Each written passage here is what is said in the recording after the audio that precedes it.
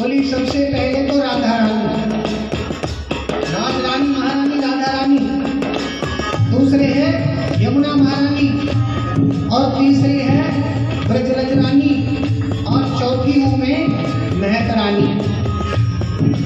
मैं चौथी यहाँ की महक रानी, आप 5 रानी का विचार। वृंदावन ब्रजरज रानी, वृंदावन ब्रजरज रानी,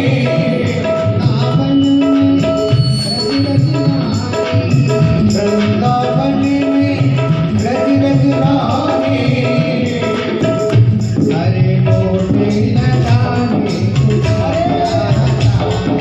लोटे लगाने को जीता है, राधे राधे गाने को जीता है, राधे राधे गाने को जीता है।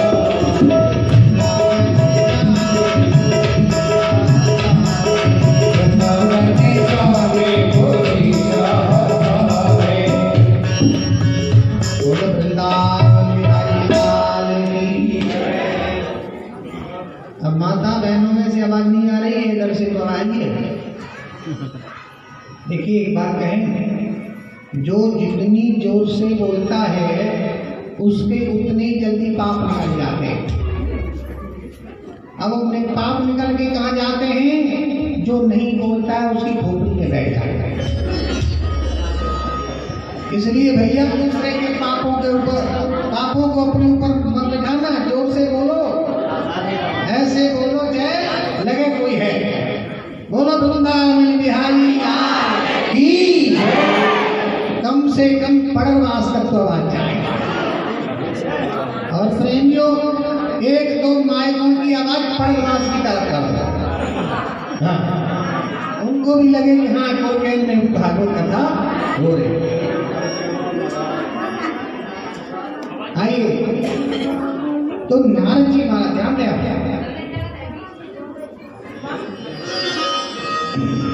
नारद जी महाराज ने कहा, देवी तुम तो श्री हरि की प्रिय हो, तुम स्वपच के यहाँ भी चली जाती हो, वह भी भगवान के भक्ति चरणों की भक्ति का अधिकारी हो जाता है।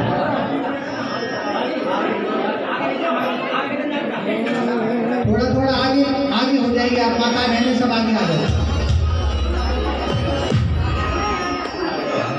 आगे आगे बढ़ जाएंगे। ऐसे मत करो, बीस डालकर ऐसे हलवाई आपका डालो, बेस ही डालो, आगे आ जाओ। अरे जमुना आगे बढ़ने का पीछे क्यों कर सक रही, आगे आ जाओ।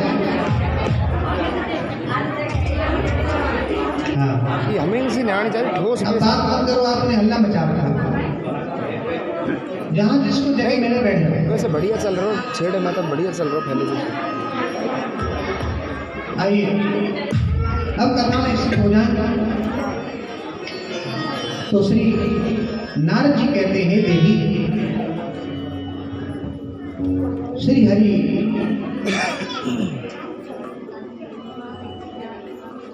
का स्मरण सर्व विपद विमोक्षण, सभी विपत्तियों का निवारण करने वाला भगवान का नाम है।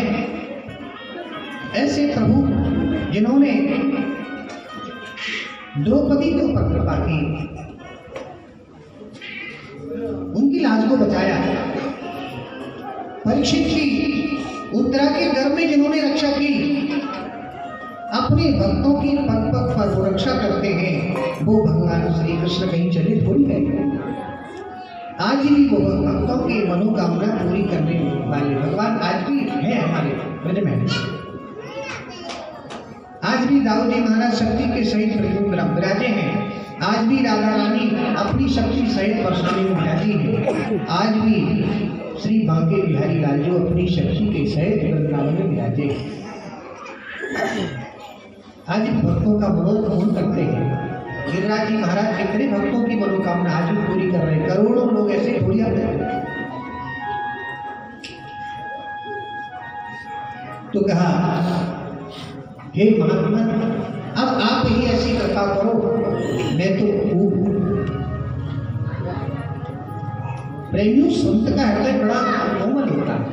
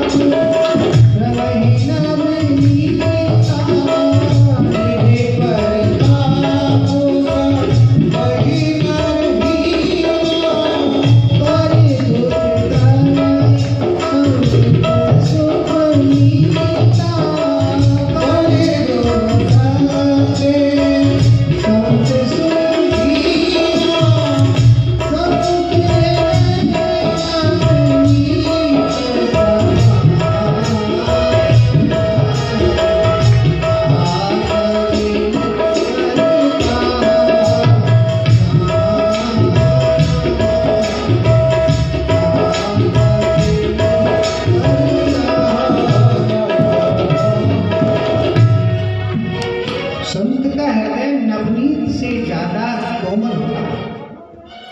तुलसीदास जी ने कहा है, लिखा है कि लोगों ने संत के हृदय की उपमा तो दी है, लेकिन उपमा दी नहीं गई। संत का हृदय तो माखन से ज्यादा कोमल होता है। प्रेमियों, नवनीत को ही माखन कहते हैं, लेकिन नवनीत में और माखन में अंतर होता है। क्या? 2-4 दिन का रखा हुआ उसको कहते हैं माखन, जो बासी होता है, और एकदम तो जो ताजा दही भिगो करके एकदम ताजी निकला है उसको कहते हैं नवनीत। माखन से भी कोमल नवनीत होता है, और नवनीत से भी ज्यादा कोमल संत का हृदय। निज परिताप जवई नवनीता। माखन तो ताप संताप को, अग्नि को पाकर के पिघलता है, लेकिन संत का हृदय तो दूसरों के दुख को देख कर ही पिघल जाता है। संत का हृदय इतना कोमल होता है कि माखन आदि से भी कोमल होता है। महाराज नारद जी द्रवित हो गए और कहते हैं, देवी चिंता मत करो, मैं वही करूंगा जिससे तुम्हारे पुत्रों के कष्ट की निवृत्ति हो। नारद जी महाराज उनके लिए वेद मंत्रों का उच्चारण करने लगे, गायत्री का पुरुषण करने लगे, महामृत्युंजय आदि का जप अनुष्ठान करने लगे। ओम त्र्यंबकम जयामहे सुगंधिं पुष्टिवर्धनम् उर्वारुकमिव वन्दनान् मृत्युर्मुक्षीयमामृता आदि आदि। तो कहते हैं फिर भी उनके लिए कोई शांति नहीं। ज्ञान वैराग जैसे के तैसे ही। आवाज आई कि नारद जी इनके लिए आप कोई सत्कर्म करो। नारद जी हैरान रह गए, ये जो कुछ मैं कर रहा था क्या इसको सत्कर्म नहीं कहते? ये सत्कर्म क्या है? तो नारद जी उनको सांत्वना देकर के कहते हैं, देवी अब आप कुछ देर मेरी प्रतीक्षा करना, मैं जान करके आता हूँ कि सत्कर्म क्या होता है। तो नारद जी महाराज उत्तराखंड के ओर चल दिए। हरिद्वार से उत्तराखंड प्रारंभ हो जाता, हरि का द्वार वहां से।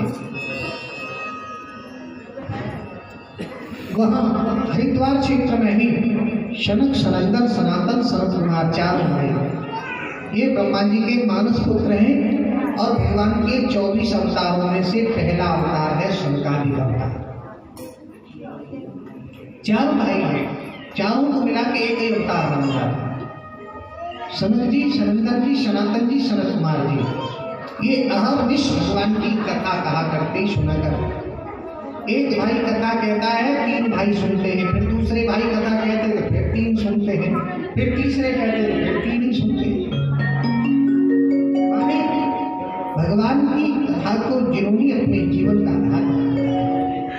इसीलिए तो कहते हैं जीवन मुक्त महामुनि जेऊ हरि गुण सुनहि निरंतर तेऊ। कुछ लोग तो कहते महाराज हम तो कथा सुन सुन के जिग गए, काले कथा सुने कब तक। तो तुलसीदास जी ने उनके लिए बड़ा सुंदर भाव दिया है कि राम कथा जे सुनत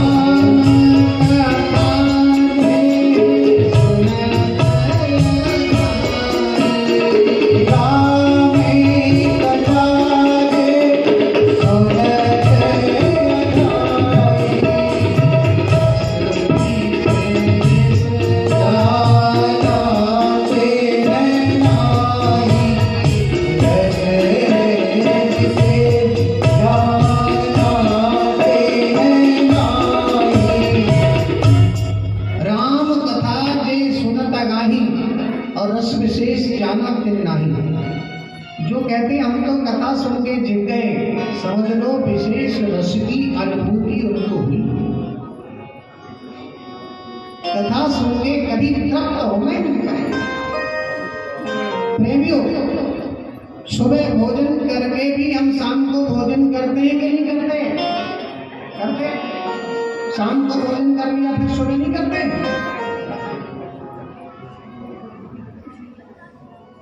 कभी कभी पेट खराब हो जाता फिर भी भोजन करते ही नहीं।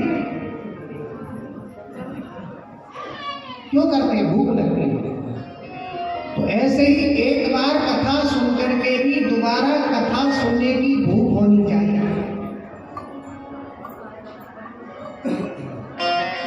कथा सुन के कभी तृप्ति का एहसास होता है, अतृप्त रहे। कथा से कभी तृप्त नहीं होना चाहिए। जीवन पर्यंत भगवान की कथा सुननी चाहिए। शुद्ध धारा और लक्ष्मी पापी हो के हो, संत समागम हरि कथा तुलसी दुर्लभ हो। संसार में दो वस्तु दुर्लभ है, एक तो संतों का समागम और एक हरि कथा।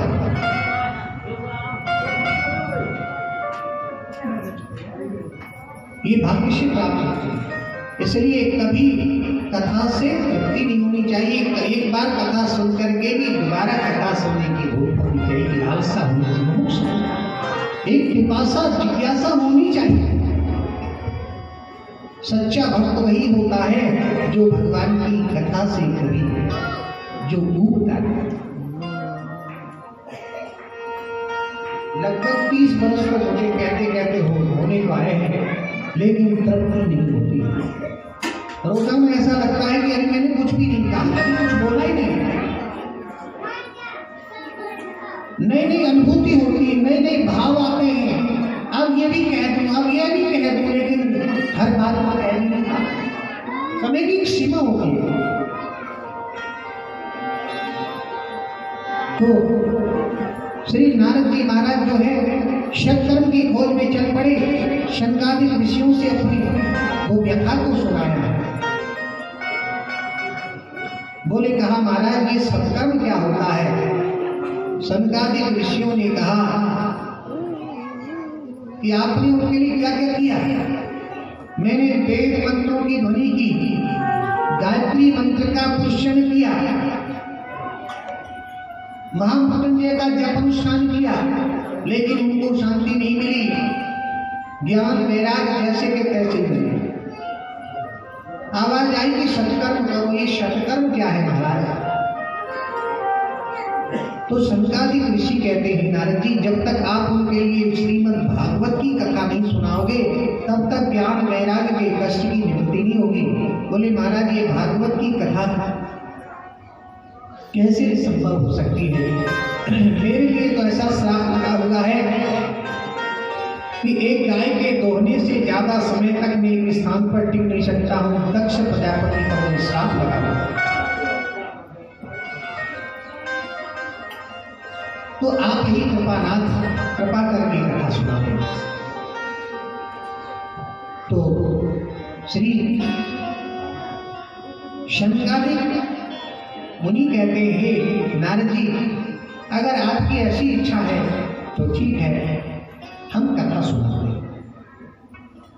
हरिद्वार में ही गंगा जी के तट पर शनकादिक भगवान नारद जी को कथा सुनाने लगे और महाराज इस कथा का प्रचार भृगु जी ने कर दिया।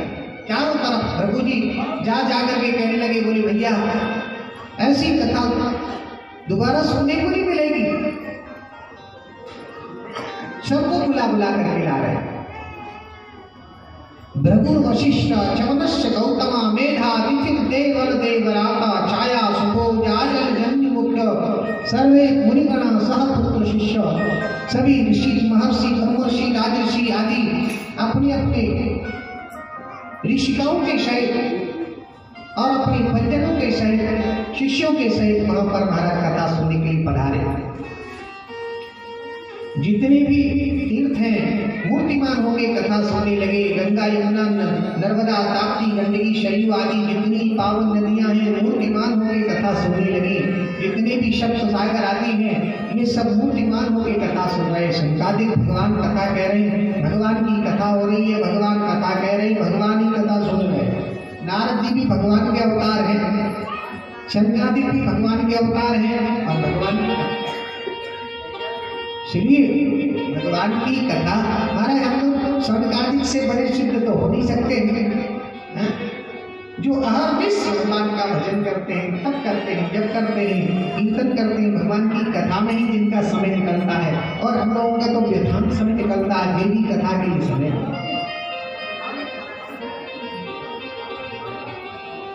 श्री शनकादिक मुनि जब कथा सुना रहे थे तो वो जो भक्ति देवी थी वो भी अपनी ज्ञान वैराग्य नाम के पुत्र को लेकर के और महाराज पहुंच गए हरिद्वार। वो भी कथा सुने। एक दिन की कथा सुनी, ज्ञान वैराग्य को कुछ चेतना हुई। दूसरे दिन की कथा सुनी तो कुछ और चेतना हुई। तीसरे दिन की कथा सुनी तो महाराज और चेतन हो गए। ऐसे ही 7 दिन की कथा सुन करके एकदम पुष्ट हो गए। दोनों युवक के रूप में महाराज प्रकट हो गए और झूम करके नृत्य करने लगे, कीर्तन करने लगे। यह कीर्तन भागवत में लिखा है। देखिए, श्री कृष्ण गोविंद हरे मुरारे हे नाथ नारायण वासुदेवा, ये कीर्तन भागवत में लिखा है। और एक बात मैं आपसे कहूं, उस कीर्तन में देवता लोग भी आकर के शब्द हो गए। भागवत में ऐसा लिखा है, प्रहलादस्ताधारी तरलगतया शोद्धवकांशधारी वीणाधारी सुरऋषि इंद्रोगादि मृतंग स्वरकुशलतया रागकर्ता अर्जुनो बभूव कीर्तने ते कुमारा सरसरचनया व्यासपुत्रो बभूव। प्रहलाद जी ताली बजाने लगे। कीर्तन में ताली बजाना चाहिए। ताली बजाने से कई फायदे होते हैं, आपको गिनना है। जो कीर्तन में जो लोग से ताली बजा के कीर्तन करते हैं उनको कभी हार्ट अटैक की बीमारी नहीं होती है। बोलो राधे राधे। उनको कभी अटैक नहीं पड़ता। और जो कीर्तन में ताली बजाते हैं उनके हाथ की खराब रेखा मिट जाती है, उनके हाथ में अच्छी अच्छी रेखा प्रकट होती है। और जो कीर्तन में ताली नहीं बजाते वो अगले जन्म में घर घर में ताली बजाने वाले बनते हैं। घर घर में ढोलक लेके फिरते हैं। तो इसलिए भैया से तो यही अच्छा कीर्तन में ताली बजानी चाहिए। ताली कौन नहीं बजाता है? जिसको कोई गम है। अरे ताली तो वही बजाएगा जिसके हाथों में दम है। बोलो राधा। अब कीर्तन करने लगे। श्री कृष्ण गोविंद हरे मुरारी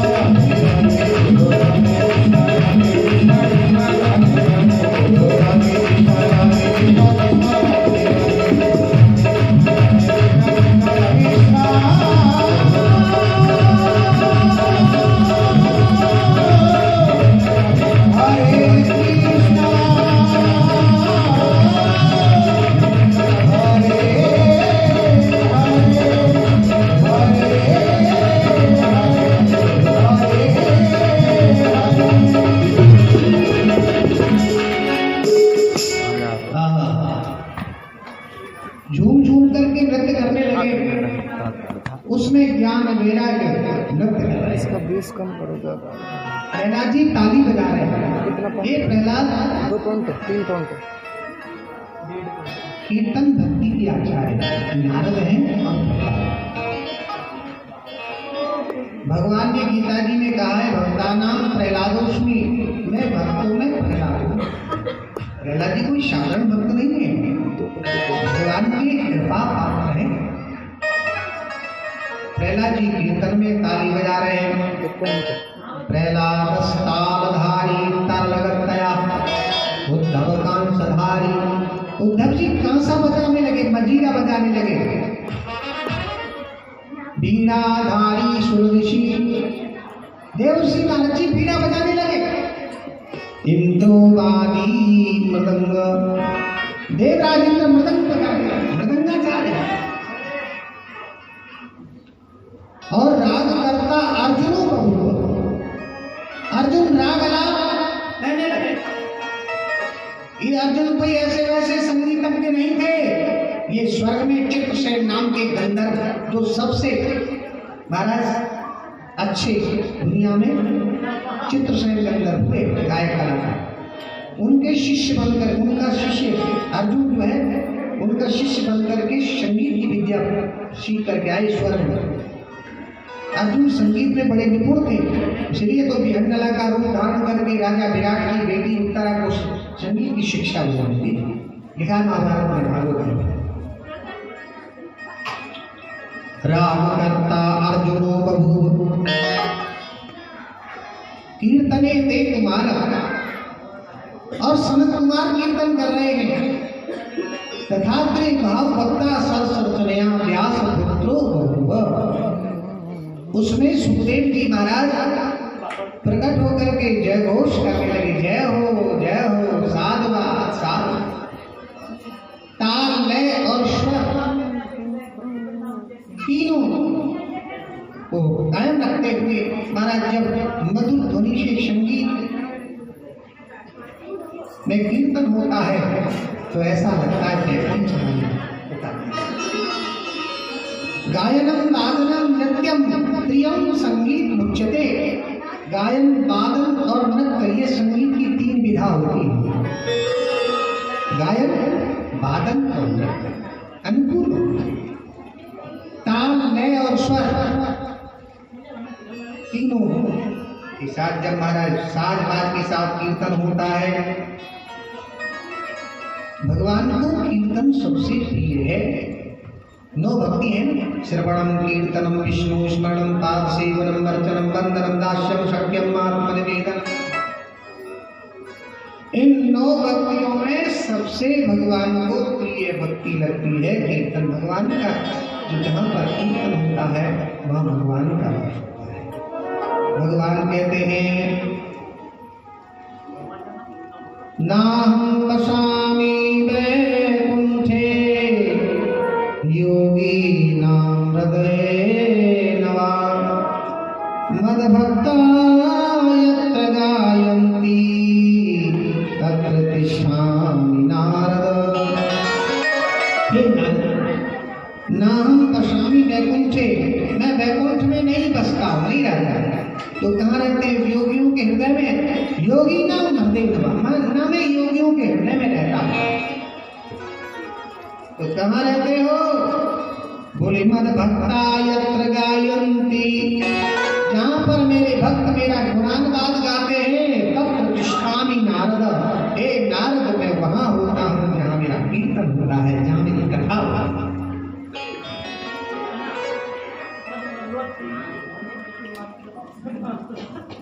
तो शनकादिक ऋषि बड़े पसंद हैं। इसमें देवता सब प्रकट होकर के महाराज कीर्तन कर रहे हैं। उस कीर्तन में भगवान प्रकट हो जाते हैं। बोलो भक्त वत्सल भगवान की जय। हाँ, भगवान कहते हैं, ज्ञान लेगा, हम तुम्हारे कीर्तन से तुम्हारे भाव भक्ति से प्रसन्न है, मांग लो क्या चाहिए। बोले प्रभु, हमें रहने की स्थान बताओ, हम कहाँ रहें। ज्ञान को कहा तुम काशी में वास करो, वैराग्य को कहा तुम अवध में वास करो, भक्ति से कहा कि तुम वृंदावन में वास करो, और भक्तों के हृदय में वास करो। जो मेरे भक्त मेरी कथा को श्रद्धा से होकर के सुनते हैं, ऐसे भक्तों के हृदय में तुम सदा सर्वदा वास करो। तो प्रेमियों, भगवान की कीर्तन भक्ति जो है, जितनी भक्ति है सबसे श्रेष्ठ है। कीर्तन में मन अपने आप लगता है, लगाना नहीं पड़ता है। हाँ, अपने आप ध्यान भगवान, जब तुम कन्हैया का नाम कीर्तन करोगे तो बोलने वाला अपने आप ही आंखों में जो है आपके उजड़ हो जाता है। भगवान की कथा की बड़ी महिमा है। देखिए, कथा सुनने से ही तो बीच बीच में कीर्तन भी होता है। पहली भक्ति रामचरितमानस के अनुसार है, प्रथमो भगति संतन करे संता, प्रथमे भगति संतन करे संता,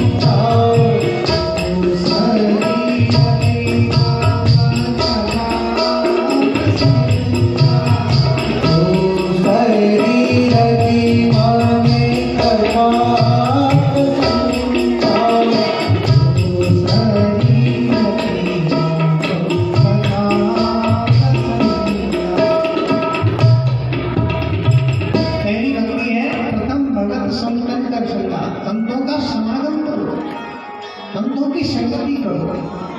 और दूसरी भक्ति तो अपने आप प्राप्त हो रही।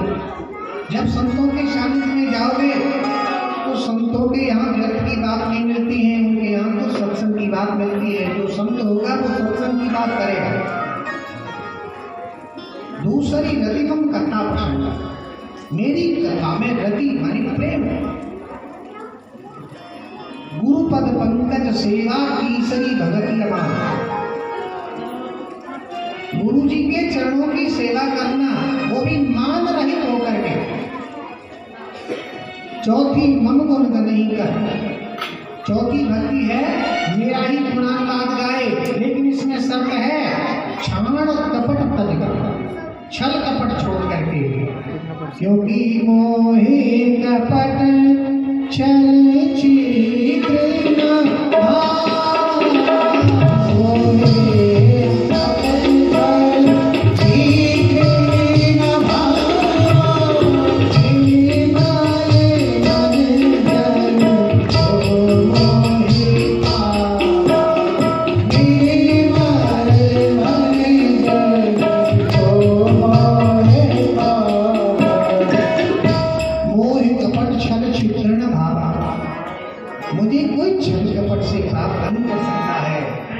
जिसका मन निर्मल हो गया है वही मुझे प्राप्त कर सकता है।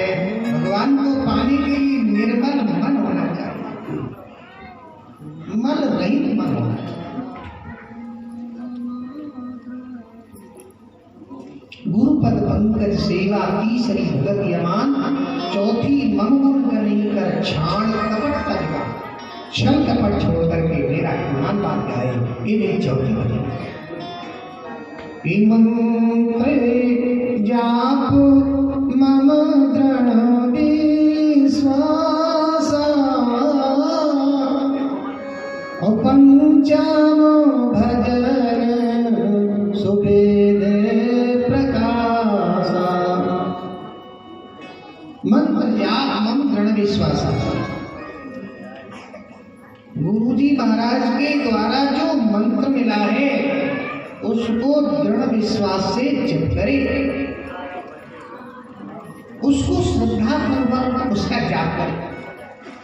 दृढ़ विश्वास, भगवान में श्रद्धा और विश्वास, भक्ति में ये दोनों जरूरी है। तो श्रद्धा से और एक विश्वास पूर्वक भगवान के मंत्र का जप करे। मंत्र जाप मम दृढ़ विश्वासा, पंचम भजन सुफेद विनाश। पांचवी भक्ति है मंत्र का जप करे। इच्छत दामो शील दीरत बाहु कर, सके दाम शील दीरत बाहु कर।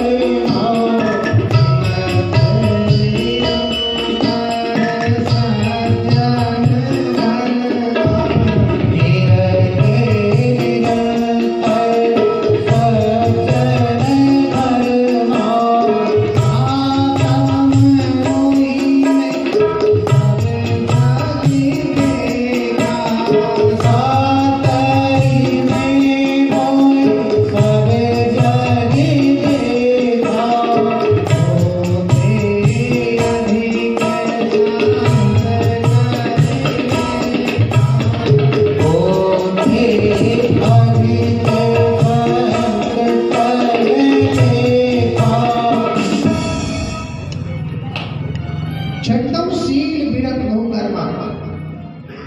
छठवीं भक्ति है बहुत से कर्मों से विरति लेकर के, विरत हो माने बहुत से कर्मों को त्याग करके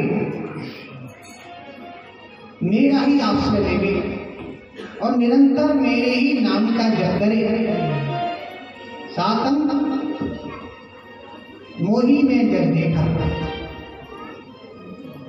सब में मेरा ही दर्शन करे और मुझसे भी बढ़कर के मेरे संतों का मान। ये मेरी सातवीं भक्ति है। आठम यथा लाभ संतोषा। जो कुछ प्राप्त है प्रारब्ध के द्वारा जो भी प्राप्त है उसमें संतुष्ट और सपने में नहीं देखे पर दोषा। दूसरे के दोषों को स्वप्न में दिखाता। लेकिन हम लोग अब अपने आप में तो नरक विशेषता देखते हैं, दूसरे में दूसरी। और जो काऊ के सुने बड़ाई श्वास लेकर जोड़ी आई। अगर किसी की बड़ाई सुनने को मिल जाए तो ऐसी लंबी सांस लेते हैं तो मानो जोड़ी आई। ये स्वभाव आ गया। जो काऊ के देखे विपत्ति और सुखी भये जग मालूम रपति। अगर किसी की विपत्ति देखने को मिल जाए तो ऐसे पसंद होते हैं पूरी पृथ्वी का साम्राज्य भये जग मालूम रपति।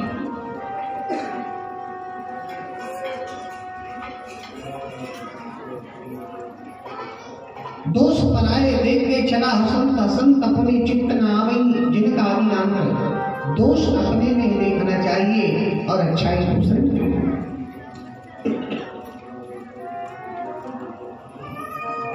तो आठम यथा नाम संतोषा सपने नहीं देखे पर दोषा। ये आठवीं भक्ति। नवम सरल सर सन छलहीना मम भरोसे ही हर्ष नदीना। ना तो मन में प्रसन्नता हो और ना कभी मन में कोई किसी प्रकार का शोक। जो कुछ प्राप्त है ये प्रारब्ध के अनुसार मिला है तो उसमें संतुष्ट है। सबसे छल कपट छोड़ करके और मेरा भजन। नौ में से ये 9 प्रकार की भक्ति, 9 में से अगर किसी के पास एक भी हो, भगवान कहते हैं कि भगवान राम ने शबरी माता के लिए इन 9 प्रकार की भक्तियों का विवेचन किया है। कहते हैं हे शबरी 9 में से जो एक हुई नार पुरुष सचराचर कोई, चाहे वो स्त्री है चाहे पुरुष है, अगर 9 भक्ति में से एक भक्ति भी किसी के पास हो वो मेरा अतिशय प्रिय होगा। सो अतिशय प्रिय भावेरी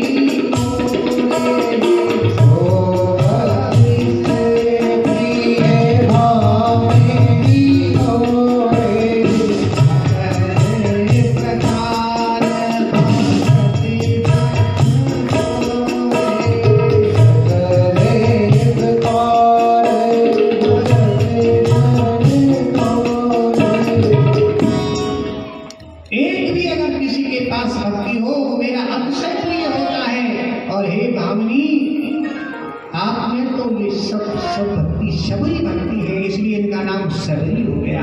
इनका नाम पहले शबरी नहीं था, इनका नाम था श्रवण। इनका श्रवण नाम था, तो शबरी भक्ति होने के कारण इनका नाम शबरी। और दूसरा कारण ये सवर वर्ण की थी, भील कोल भील सवर जाति की थी, इसलिए इनको शबरी कहते। ये भी हो गया। प्रेमियों सभी भक्तियों की जननी है। सब भक्तियों को जन्म देने वाली भक्ति कौन सी है आपको बताएं? सब भक्तियों को जन्म देने वाली भक्ति है श्रवण भक्ति, भगवान की कथा। कथा सुनने से सब भक्तियों का सृजन होता। देखिए जब कथा सुनोगे तो भगवान के चरणों में रखी मति और गति अपने आप ही प्राप्त हो, प्रेम हो गई, ध्यान हो गई। जब भोलेनाथ का ध्यान करोगे तो डमरू वाले भोलेनाथ ध्यान में आएंगे कि नहीं आएंगे? कन्हैया का कीर्तन करोगे तो मुरली वाले आपके ध्यान में आएंगे कि नहीं आएंगे? ऐसे वैसे नहीं देखे तो चित्र में तो देख ही नहीं।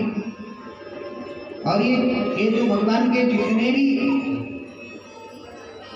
विग्रह हैं, ये ऐसे थोड़ी लोगों ने कल्पना से नहीं बनाए हैं। भगवान चित्रकारों के पहले ध्यान में आए हैं, फिर उन्होंने चित्र में बनाए। बोलो राधे राधे। हाँ।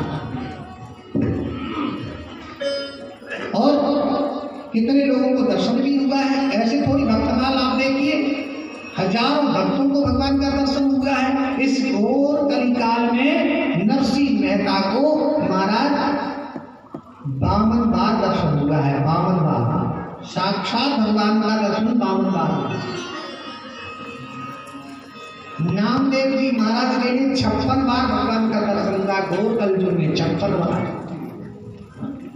ऐसे ऐसे भगत कलयुग में हुए हैं इनको साक्षात्कार भगवान का। मीरा जी को भगवान का दर्शन कितनी बार, कर्माबाई को, जनाबाई को, नरसिंह मेहता महाराज, कितने बड़े बड़े एक से एक जो है आप भक्तमाल का कभी अध्ययन करें, उसमें एक से एक भक्त हुए जिनको कितनी बार भगवान के दर्शन। तो इस प्रकार से श्री सूत जी महाराज इस कथा को सोनकादि ऋषियों के लिए सुना रहे हैं। नैन से सूत मासी वैवाद कथा मति कथा अमृत रसास्वादा कुशलो सोन को ब्रवीत। भागवत की महिमा उन्होंने बताई कि भागवत कथा को कोई प्रेत आत्मा को भी लक्ष्य करके सुना दे तो प्रेत आत्मा को भी प्रेत योनि से मुक्ति मिल जाती। बोले महाराज इसके लिए कोई उदाहरण? देखो समय तो लगभग हो ही गया है। आपको तो इच्छा नहीं हो रही है कि अब कथा बंद हो जाए, हमारी भी इच्छा नहीं हो रही कि अब कथा बंद कर रहे हैं। लेकिन अब आप कहें तो आधा घंटा और कथा को। हाँ चलो आप लोगों ने स्वीकृति दे दी तो ऐसा ही होना चाहिए। तो महाराज बोले कि कोई ऐसा कोई उदाहरण है जो प्रेत आत्मा को भी भगवान की कथा से मुक्ति मिल गई हो? बोले तुंगभद्रा तटे पूर्व महूत्पत्तनोत्तमं यत् धर्मा स्वधर्मेण तत्सत्कर्म तत्पराः। एक तुंगभद्रा नदी के किनारे पर उत्तम नाम का एक ग्राम था। उसमें एक आत्मदेव नाम करके ब्राह्मण रहते थे। उनकी पत्नी का नाम था धुंधली। क्या नाम था? धुंधली। धुंधली किसे कहते हैं? धुंधुन करोती धुंधली नाम। जो पूरे दिन घर में लड़ाई झगड़ा कलह रखी हो उसको धुंधली कहते हैं। जो अपने पति को चैन से भोजन भी नहीं करने देती हो उसको धुंधली कहते हैं। चूल्हे की आग बुझ जाए लेकिन लड़ाई बंद नहीं होती, दिन भर कलह। समझ लो वो धुंधली। देखो बुरा मत मानना। हाँ, और बुरा मान जाए तो 1 रुपया चढ़ावेगा मत चढ़े। बात तो कहनी पड़ेगी। अच्छा वृंदावन बिहारी। और एक बात कहूँ, जो धुंधली होती है वो कभी भगवान की कथा नहीं सुनती है। आप तो सभी अच्छी हैं, अगर आप धुंधली होती तो कथा सुनने नहीं आती। धुंधली कथा नहीं सुनती है। धुंधली का कथा का क्या मेल है? हाँ, जो कथा सुनती है वो धुंधली नहीं होती, वो तो सब अच्छी होती है। हाँ, तो कहते हैं धुंधली कि कोई संतान नहीं। आत्मदेव पंडित जी एक दिन गिलानी से भर गए। लोग मेरा मुंह देखने का धर्म नहीं समझते हैं। मेरी कोई पुत्र नहीं, कोई संतान नहीं है, मैं पुत्र हूं, एक बेटी भी नहीं है। तो महाराज एक दिन आत्मदेव पंडित जी दुखी होकर के घर से निकल गए। आज या तो मैं अपना प्राण त्याग दूंगा या फिर संतान प्राप्ति का वरदान प्राप्त करके लौटूंगा, नहीं तो सही मैं अपना प्राण त्याग। चल के चले गए जंगल में, एकदम बियाबान जंगल में पहुंच गए। वहां होकर के दंडी स्वामी महात्मा जा रहे थे।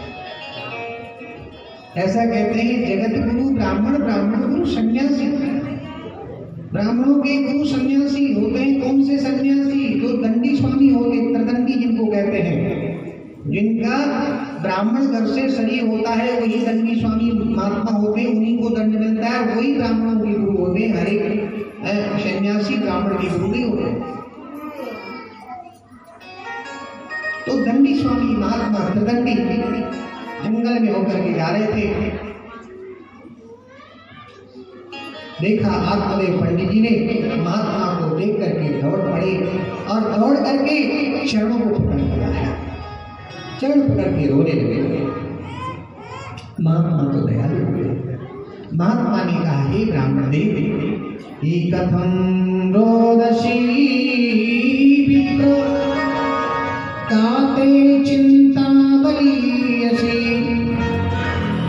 वदत्वं सत्वरं मह्यं स्वस्य कारणं। हे ब्राह्मण देव, तुम इतने दुखी क्यों हो? तुम्हारे दुख का कारण मैं जानना चाहता हूँ। कथम रोदसी विप्र, हे विप्र तुम क्यों रो? मुझे बताओ तुम्हारे रोने का कारण क्या है?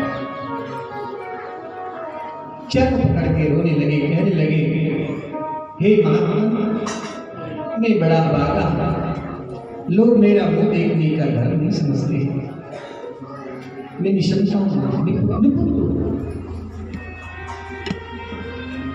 और मेरी पत्नी भी मेरे अनुकूल नहीं है, उल्टा। या तो आप मुझे पुत्र प्राप्ति का वरदान दो, अन्यथा मैं आपके सामने ही अपना सिर फोड़ के प्राण त्याग दूंगा, मर जाऊंगा। महात्मा जी ने पंडित जी को समझाया और कहा, हे पंडित जी, देखो मनुष्य जन्म जो मिला है आत्महत्या करने के लिए, आपको कल्याण के लिए मिला है। और ब्राह्मण देव, ना तो पुत्र से सुख मिलता है ना पुत्र में सुख। पुत्र नहीं है तो कहेंगे तो क्या कि पुत्र नहीं है, और पुत्र के होने के बाद में तो दुख में से दुख प्रकट होते हैं। पुत्र की पढ़ाई लिखाई ना हुई तो दुखी,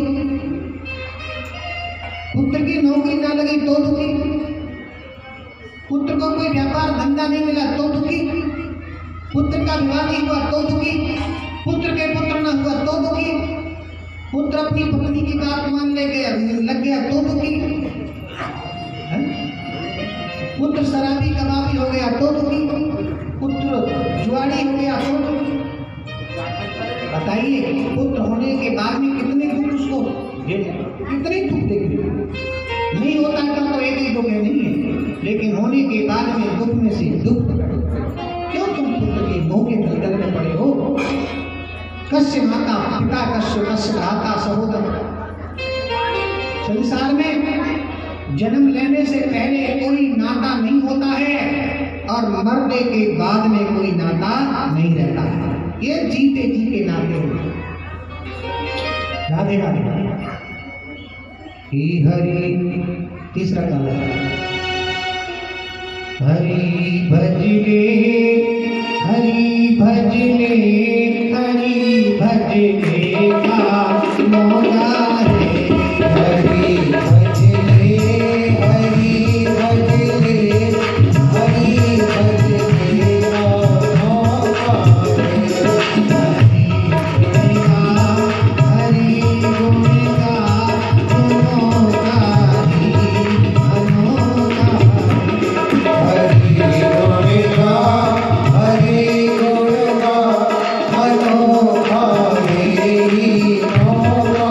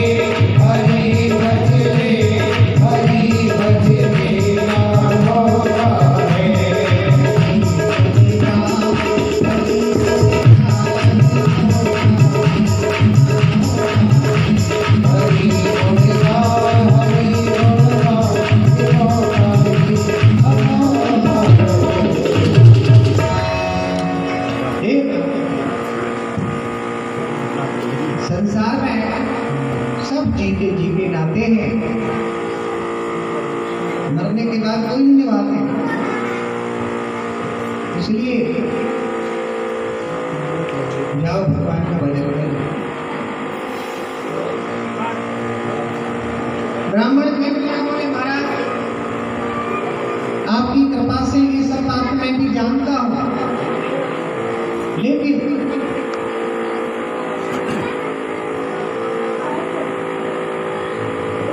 मुझे पुत्र की कामना है। जब तक मेरी ये कामना पूरी नहीं होगी तब तक मैं निश्चल होकर के भजन नहीं कर सकूंगा। जो भी जैसे भी हो आप मुझे ऐसा आशीर्वाद दो कि मुझे पुत्र की प्राप्ति हो जाए। अगर आप मेरे लिए आशीर्वाद नहीं देंगे तो मैं प्राणों को त्याग दूंगा। कहते हैं कि अगर नहीं मानते हो तो ठीक है, ये फल ले लो।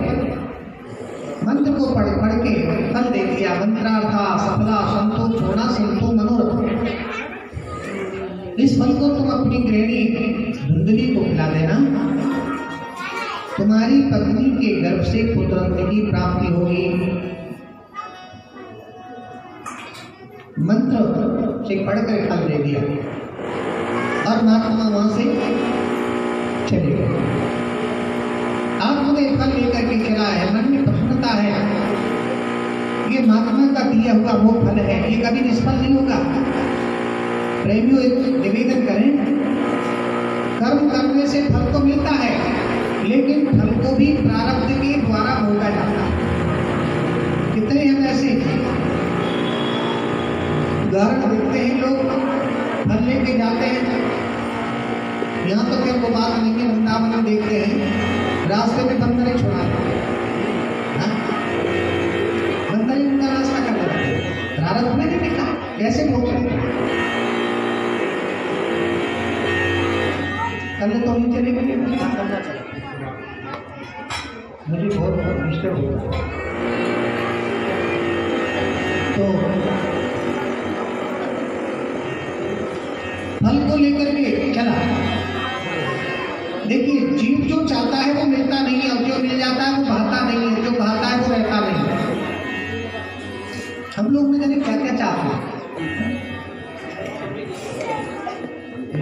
मिल भी जाता है वो भाता नहीं, और जो भाता है वो रहता भी नहीं। ये बात सुनते हैं। फल को लेकर के आप पंडित जी गए, धुंधली को फल दे दिया और कहा देखो ये महात्मा का दिया हुआ वो फल है, इस फल को खाने से तुम्हें पुत्र की प्राप्ति होगी, इस फल को खा लेना। धुंधली अपने पति का उपहास करने लगी। सखी सहेली बैठी, देखो बहन मेरे पति कितने भोले हैं, ऐसे फल खाने से संतान हो जाए तो दुनिया फल खा के फिर ये सब काम ध्यान करने की क्या विवाह शादी की क्या जरूरत? जैसी जाकी भवितव्यता तैसी मिले सहाय, आप न आवे आप कहताए कहाँ ले जाए। तो जैसे होती वैसे उनके सहायक भी मिल जाएगा। कहने लगी, बोले बहन तुम ठीक कहती हो, ऐसे कहीं फल खाने से संतान नहीं होती है। एक काम करो, अगर तुम्हें इस फल को अजमा के देखना है तो तुम्हारी जो गाय है, एक बंजा गाय है, इस गाय को खिला दो। अगर ये फल में ऐसी क्षमता होगी तो गाय के भी तो बच्चा पैदा हो। ऐसा ही हुआ।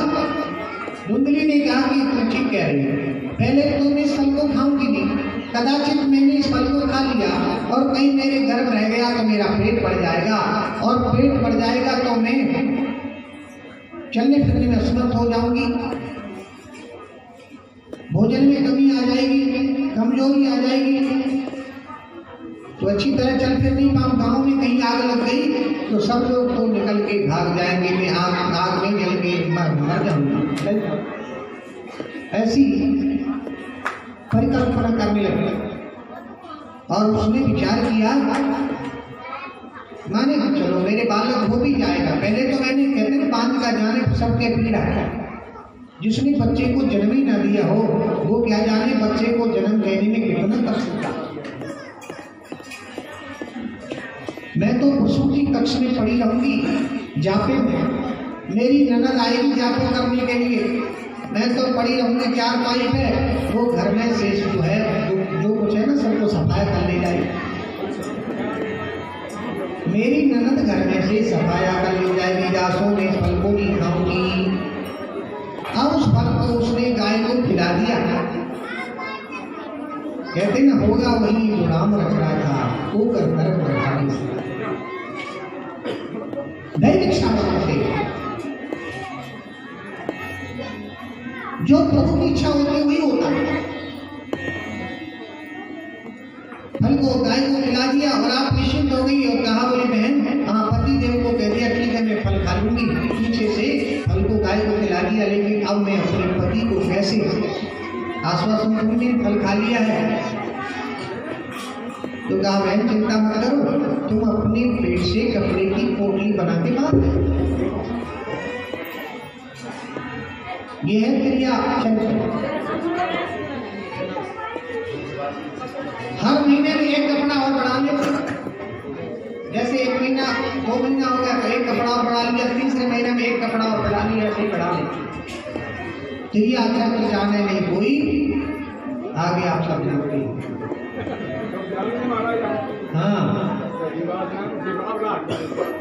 तो प्रभु प्रेमियों क्या हुआ, 9 महीने का जब समय हुआ तो धुंधली की जो बहन थी उसने आसपास दे रखा। बोले बहन चिंता मत करो, मेरे गर्भ है, जब मेरे गर्भ से बालक पैदा होगा तो मैं उस बालक को तुम्हारे लिए दे दूंगी, तुम्हें पहुंचा दूंगी और तुम अपने पेट की कपड़े की पोटली खोल के फेंक देना और कहना मेरे बालक था।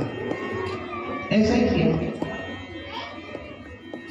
बहन ने अपने बालक को धुंधली के पहुंचा दिया, पेट से पोटली खोल के फेंक दी, ढिढोरा पिटवा दिया, मेरे पुत्र हुआ है, पुत्र हुआ है। आत्मदेव पंडित जी बड़े प्रसन्न हुए हैं, पुत्र की खुशी मनाने लगे। अब थोड़ी देर बाद में देखा कि गाय के भी एक पुत्र हुआ है, गाय के बछड़ा होना चाहिए, लेकिन गाय के भी वत्स हुआ है, सुंदर बालक हुआ है। उसके कान गौ के समान थे, गावो समम कर्णः यशसः गोकर्णः, उसके कान गाय के समान थे, उसका नाम हो गया गोकर्ण। और जो धुंधली जिसको अपना पुत्र कहती थी कि मेरे बालक हुआ है, उसका क्या नाम रखा, उसका नाम रखा धुंधकारी। आत्मदेव पंडित जी कहते हैं देवी मेरा नाम आत्मदेव है, इस बालक का नाम मैं रखूंगा, बड़े बालक का नाम रखूंगा आत्माराम। बोली वाह जी वाह, मैंने इस बच्चे को पेट में रखा है और मैंने इसको जन्म दिया है, तो मैं अपने नाम पर इसका, मैं अपनी राशि का नाम रखूंगी, आप लोग रखोगे? क्या रखोगे?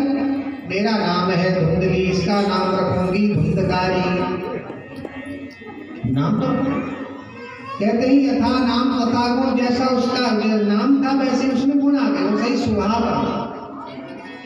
छोटा सा ही इतना उत्पाद करता था, किसी के घर झोपड़ी नाम लगा देता था, किसी के बच्चे को कुआं में ढकेल देता था, बच्चों के कपड़े फाड़ा, रोजाना की शिकायत लेके आता था, बच्चों की खोपड़ी पकड़ के मजीरा की तरह भगा देता था। एक बच्चे की खोपड़ी इधर से पकड़ ली और एक की इधर से ऐसे बजा देता था। महाराज रोजाना की शिकायत आने लगी। आप और पंडित जी तो बड़े परेशान हो गए, महात्मा की बात को याद करने लगे। महात्मा ने तो मुझसे पहले मना किया, अगर मैं उनकी बात मान लेता तो ये सब सुनने को नहीं मिलता। प्रेमियों, आप और पंडित जी गिलानी से गोकर्ण समझदार थे, ज्ञानी थे। कहती भागवत में लिखा है गोकर्णो पंडितो ज्ञानी धुंधकारी महाकल। गोकर्ण जी बड़े ज्ञानी थे। आत्मदेव पंडित जी कहते हैं बेटा गोकर्ण तुम ही इस धुंधकारी को समझाए करो, रोजाना की शिकायत लेके आता है। कहा पिताजी ये तो नहीं समझेगा, लेकिन आप समझाया उसको जाता है तो समझने की चीज है। कहते ना मूर्ख हृदय न चेत, और जो गुरु मिले विरंच सम, अरे न भूले वेद यदव सुधारक से जल। मूर्ख के हृदय में चेतना नहीं होती है, चाहे विरंच माने ब्रह्मा के समान गुरु में क्यों ना मिल जाए। अमृत की वर्षा होने पर भी बियत कभी फलता फूलता नहीं है। वेद का मतलब क्या है? बियत शब्द है, आकाश कभी न न फलता है न फूलता, आकाश चौका क्यों रहता है, भले अमृत अब वर्षा अमृत से क्यों ना हो, आकाश को उसका कोई फल नहीं पड़ता।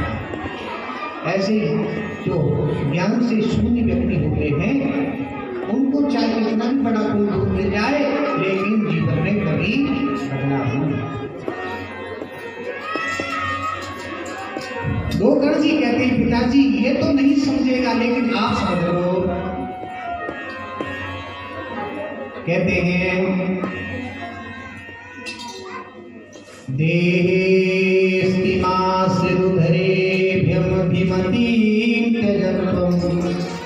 जाया सुतादिषु सनामताम्युञ्च पश्यानिशं जगदिदं क्षणभङ्गुनिष्ठ वैराग्यरागरसिको भवभक्तिनिष्ठ धर्मं भजस्व सततं त्यज लोकधर्मान् सेवस्य साधु पुरुषान्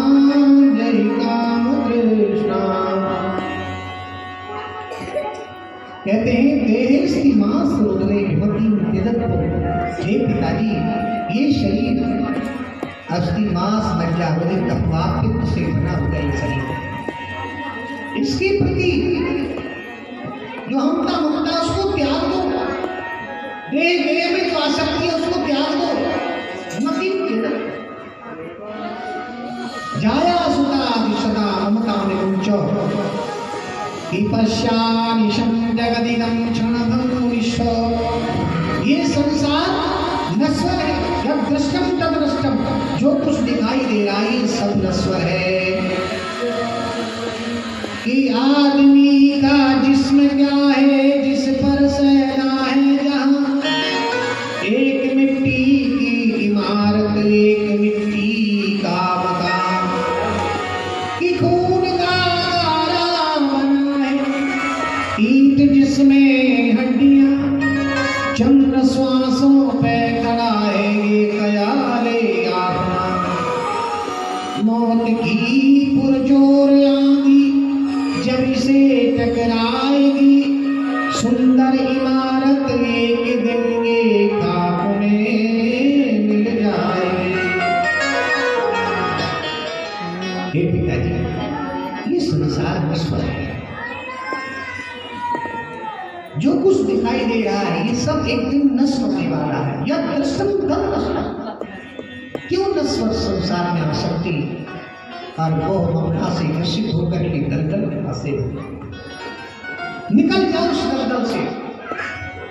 अगर संग ही करना है सत्पुरुषों का संग करो, समागम करो और भगवान हरि की कथा सुनो।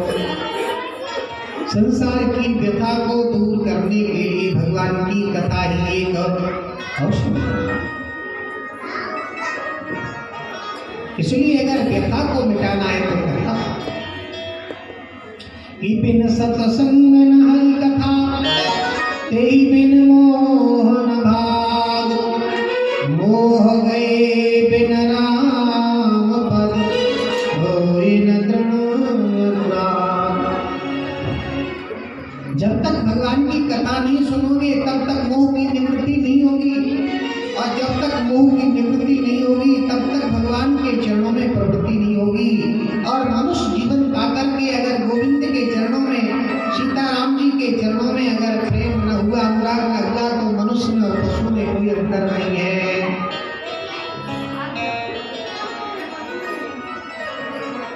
हरि बिन भजन बनोगे गधालद नेवारे, बिन भजन बनोगे गधालद नेवारे।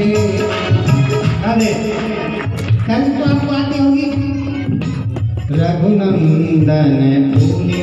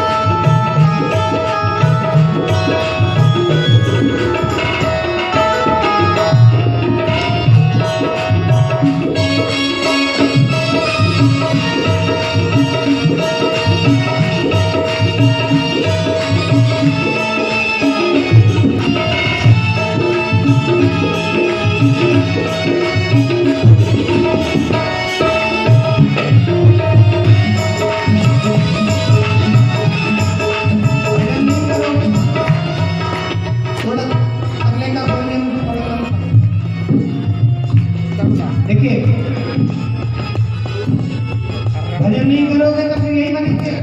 क्या बनेंगे? फिर क्या ढोलेंगे? अरे लकड़ी ढोवे, ईंट ढोवे और ढोवेंगे कंडा। लकड़ी ढोवे, ईंट ढोवे और ढोवेंगे कंडा। धीरे धीरे जल चालोगे परे को पीठ पे चलना। चलते पूरे कंधारे फिर भजन करोगे हो।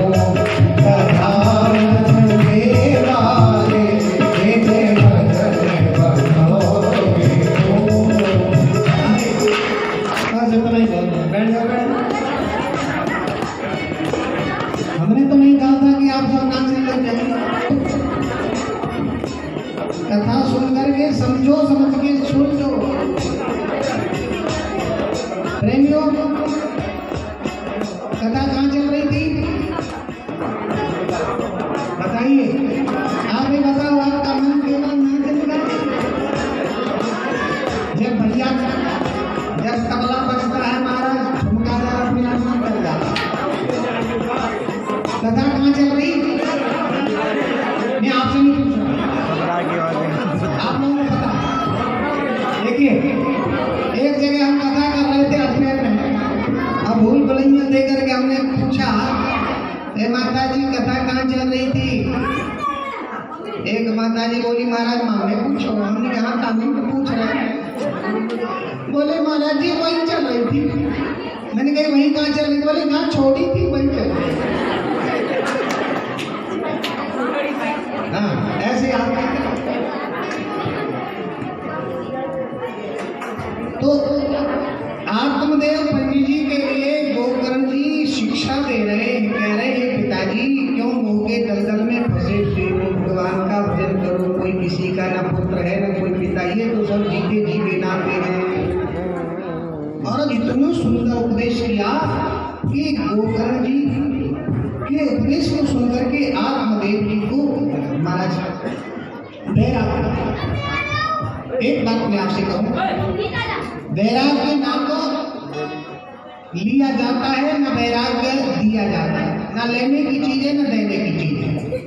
कुछ लोग कहते हैं मुझे वैराग लिए 25 साल हो गए, 30 साल हो गए, 40 साल हो गए, झूठ बोलता है। वैराग लेने की चीज नहीं है। वैराग्य न लिया जाता न दिया जाता। वैराग्य तो होता है, होता है। कब हो जाए, कहाँ हो जाए, कैसे हो जाए, किससे हो जाए, कोई नहीं। वैराग्य होता है। अब तुम्हारा वैराग्य इनको हो गया और सब छोड़ करके ये तप करने के लिए चले जाते हैं। अब गोकर्ण जी महाराज ने विचार किया कि धुंधली जैसी मैया और धुंधकारी जैसा भैया, इनके साथ में तुम्हारा गुजारा नहीं होगा। कहते हैं ना, तजो मन हरि विमुखन को संग और जाके संगते कुमत उपजत है परत भजन में भंग। अब समय नहीं है तो सुना क्या। तो गोकर्ण जी महाराज सब छोड़ करके तप करने के लिए चले जाते हैं। घर में धुंधली रह गई है, धुंधकारी रह गया है। धुंधकारी जुआ खेलने लग गया है, शराब पीने लग गया है और महाराज वेश्यावृत्ति करने लग गया। धन में दोष।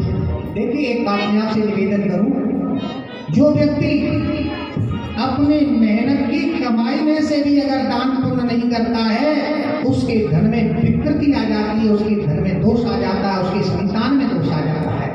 इसलिए अपनी मेहनत की कमाई में से भी दान पुण्य करना चाहिए।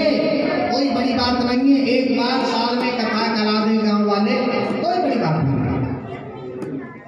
इसमें भी महाराज ऐसे लोग हैं जो गंदी राजनीति करते हैं, न तो करते हैं न करने देते। भगवान के काम में अड़ंगा नहीं डालना चाहिए। अगर व्यक्ति अपने धन में से भी दान पुण्य नहीं करता है तो उसके धन में दोष आ जाते। तन पवित्र सेवा किए, तन पवित्र सेवा किए, धन पवित्र कर दान, मन पवित्र हरि भजन कर त्रिविध होई कल्याण। तन पवित्र होता है सेवा करने से और मन पवित्र होता है भजन करने से और धन पवित्र होता है दान करने से। इसलिए ऐसे सत्कर्म करने से तन भी पवित्र होता है, मन भी पवित्र होता है, धन भी पवित्र होता है। प्रेमियों, आत्मदेव पंडित जी चले गए, गोकर्ण जी चले गए, धुंधकारी में ये सब गुण आ गए, क्योंकि गुरु ने दान पुण्य सबका गुण दिया। जब घर में कुछ नहीं रहा तो धुंधकारी एक दिन जलती हुई लकड़ी लेकर के अपनी माँ के सामने खड़ा हो गया, कहा निकालो तुम्हारे पास में क्या है। अपनी जान बचाने के लिए कहते काय कृष्ण बल्लभ, अरे कुत्ते को भी तो अपनी जान प्यारी लगती है, जान किसको प्यारी? तुम्हारा अपने पास में जो जेवर था वो उतार के दे दिया। धुंधली को विचार करने लगी कि मैंने अपने पति को जो धोखा दिया, आज उसका ये परिणाम मुझे देखने को मिल रहा है। जो स्त्री अपने पति को धोखा देती है उसको कभी स्वप्न में भी सुख नहीं मिलता है। आज धुंधली ने विचार किया कि अब आज तो मैंने अपनी जान बचा ली, लेकिन अब मेरे पास में कोई विकल्प नहीं है। अर्धरात्रि के समय घर छोड़ करके धुंधली जंगल की ओर चल पड़ी है। ऐसे तो मर जाना, नहीं तो ये मुझे मार।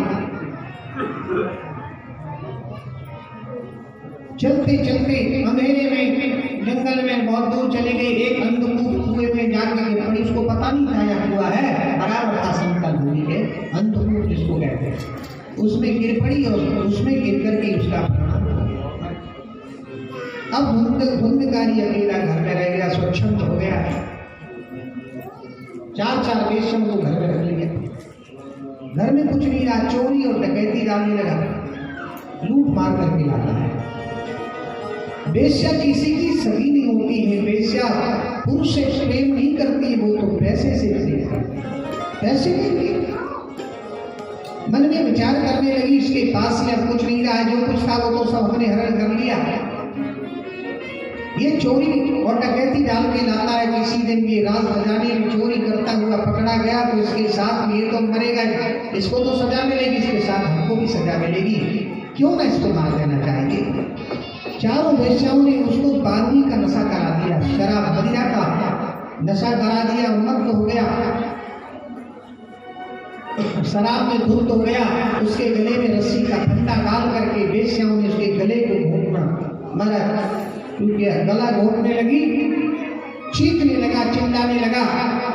एक वेश्या ने क्या किया, जलती हुई लकड़ी लेकर के धुंधकारी के मुख में चला गया। उसका तड़फड़ा के प्राण तो निकला, लेकिन तड़फड़ा के वो प्रेत बन गया, पितर बन गया। गांव वालों को परेशान करने लगा। अब तो गांव वाले फिर उससे दुखी हो गए।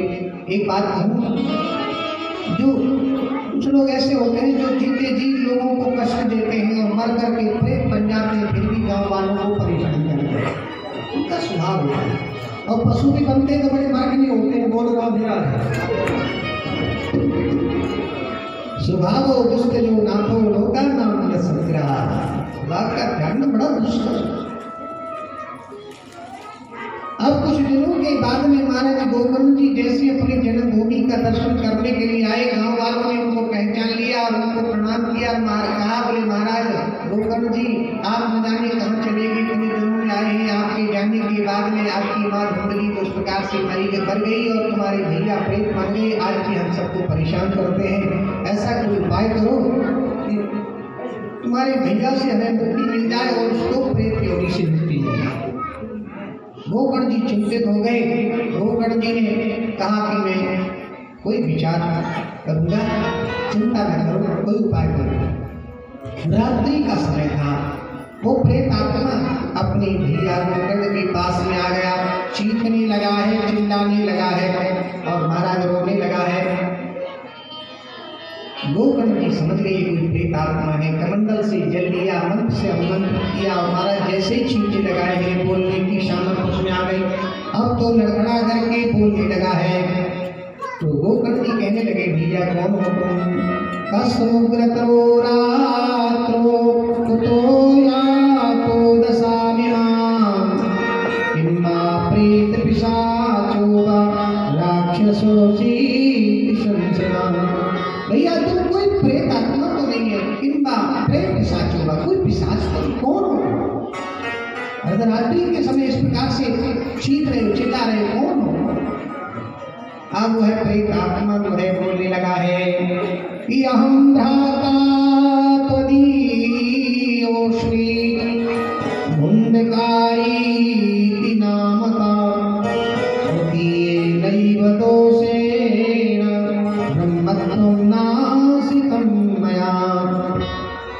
हे भैया, मैं तुम्हारा बड़ा भ्राता धुंधकारी हूँ। मैंने इतना पाप अत्याचार दुराचार किया है, मैंने अपने ब्रह्मत्व को नष्ट कर दिया, मैं प्रेत की योनि को प्राप्त हो गया हूँ। भैया गोकर्ण मेरा उद्धार करो, मेरा कल्याण करो, कोई उपाय करो जिससे मुझे प्रेत की योनि से छुटकारा मिले। अब तुम्हारा गोकर्ण जी कहते हैं कि ममाश्चर्य जगम कहा, मुझे बड़ा आश्चर्य हो रहा है। तदर्थम तो गया पिंडो गया दत्तो विधान का, मैंने विधान पूर्वक गया में जाकर के, गया है बिहार में, मैंने गया में जाकर के विधान पूर्वक पिंडदान किया, फिर भी तुम्हारी मृत्यु नहीं हुई। ऐसा कहते हैं, शास्त्रों में लिखा है, भागवत में भी गया का नाम है। पिंडदान करने से पितरों की मुक्ति हो जाती है, लेकिन छोटे मोटे पापियों की मुक्ति तो हो जाती है, लेकिन महापापी की नहीं होती है।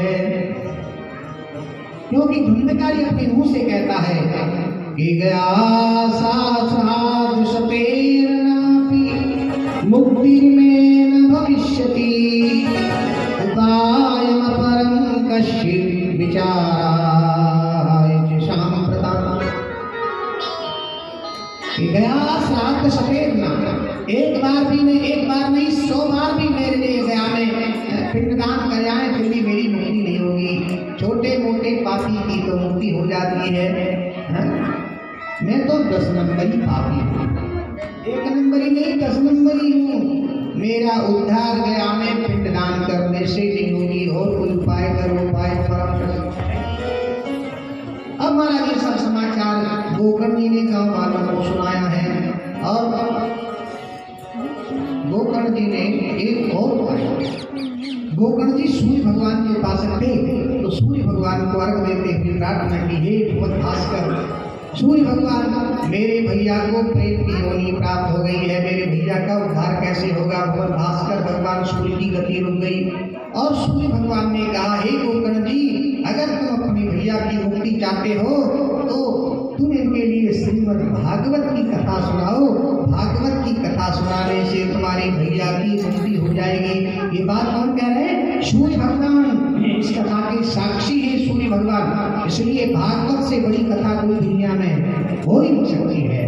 भूतो तो भविष्य सर्वोपरि भागवत कथा है, और कथा में तो एक अवतार की कथा है, लेकिन भागवत में 24 अवतारों की कथा है, 4 पुरुषार्थ की कथा है। प्रेमियों, अब श्रीमद् भागवतानुमुक्ति सप्ताह वाचन सूर्य भगवान ने इनके लिए श्रीमद् भागवत सप्ताह कथा ज्ञान यज्ञ की प्रेरणा की है। गांव वालों से चंदा इकट्ठा किया, सभी गांव वालों ने मिल करके, ऐसे कई प्रमाण हैं सभी गांव वाले कथा कराते, भागवत नहीं है, सभी गांव वालों ने मिल करके महाराज जो कथा का आयोजन रखा, उसमें एक 7 गांठ का बांस, पोले 7 गांठ का बांस, उस 7 गांठ के पोली नलिका में आह्वान किया, प्रेतात्मा हवा में जाके विद्यमान हो गया।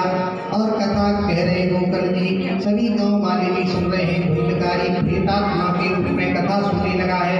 एक दिन की कथा सुनी तो बांस की एक ग्रंथि फट गई, दूसरे दिन की कथा सुनी तो दूसरी ग्रंथि फट गई, ऐसे ही कथा 7 दिन की सुनी, जैसे बांस की 7 ग्रंथि फट गई और बांस के मध्य से चट-चट करके आवाज हुई।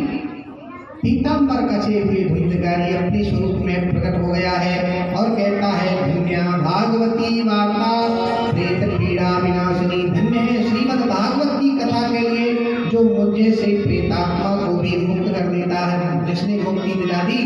बोलो भागवत भगवान की। गांव वालों के देखते देखते उस महाराज उसकी मुक्ति हो गई और उसका कल्याण हो गया। गांव वाले कहते हैं गोकर्ण जी से, महाराज आपने कथा में भेदभाव किया है, पक्षपात किया है, तो कैसे? आपने लक्ष्य करके अपने भाई के कल्याण के लिए कथा सुनाई, हमको नहीं। अगर हमको भी कथा सुनाई होती तो हमारे लिए भी विमान आए होते, हम भी जो है विमान में बैठ करके और जो है भगवान के धाम को चले जाते, लेकिन आपकी कथा में भेदभाव। गोकर्ण जी कहते हैं, भैया मैंने कथा में भेद नहीं किया है, तुम्हारे सुनने में भेद है। मेरे भैया ने तो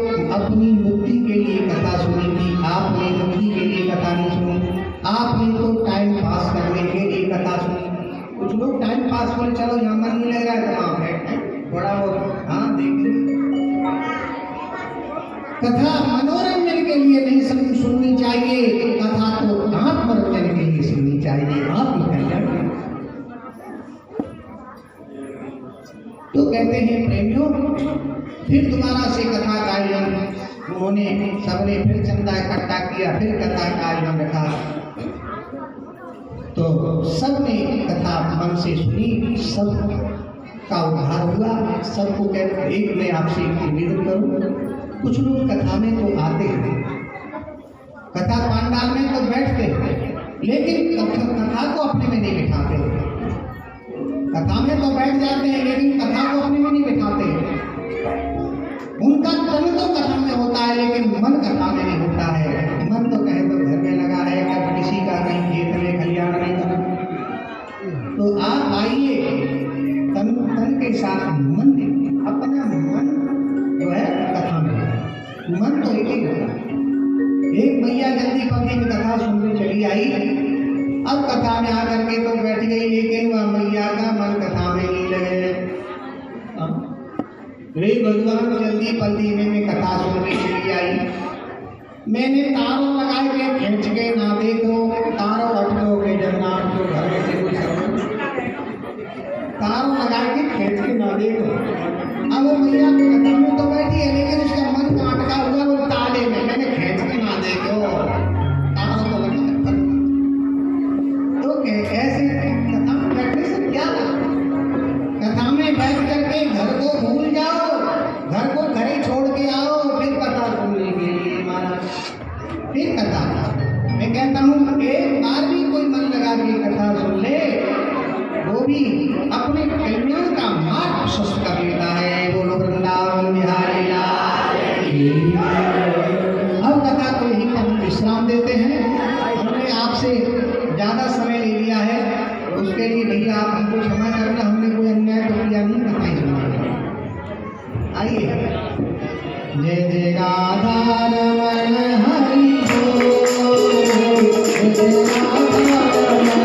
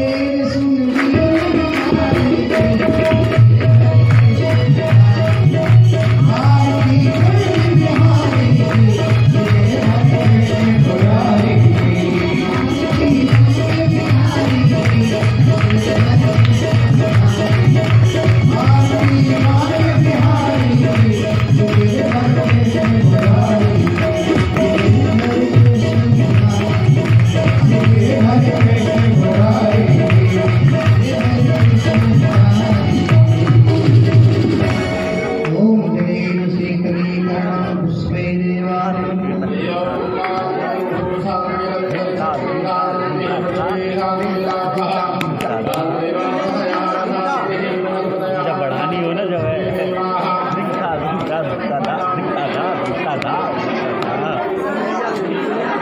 मटर किसने किया इसका? चार्ज करना पड़ेगा भाई साहब इतनी देरी ये कहूँ नाम ना देखते भैया इतनी भयंकर टॉपिक